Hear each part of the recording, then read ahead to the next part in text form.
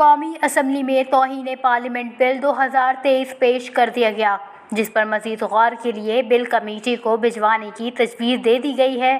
قومی اسمبلی کا اجلاس اسپیکر راجہ پرویز اشرف کی زیر صدارت ہوا۔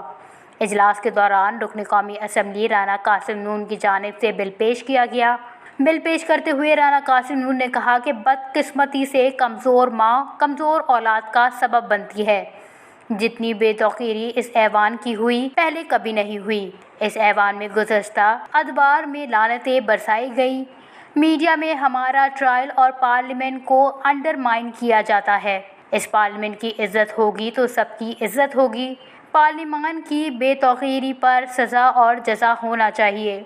وزیر مملکت قانون شہادت ایوان نے کہا کہ بہت اہم نوعیت کا بل ہے اور اس بل کو مزید غور کے لیے قانون و انصاف کمیٹی کو بھجوایا جائے۔ قانون و انصاف کمیٹی ایک دن میں اپنی رپورٹ ایوان میں پیش کرے۔ وفاقی وزیر پارلیمانی امور مرتضیٰ جاوید عباسی نے بھی بل کمیٹی کو بھیجنے کی حمایت کی، لیکن اپوزیشن لیڈر نے بل کمیٹی کے سپرد کرنے کی مخالفت کی اور کہا کہ یہ ہماری عزت کا مسئلہ ہے، کمیٹی کو نہیں بھیجا جائے۔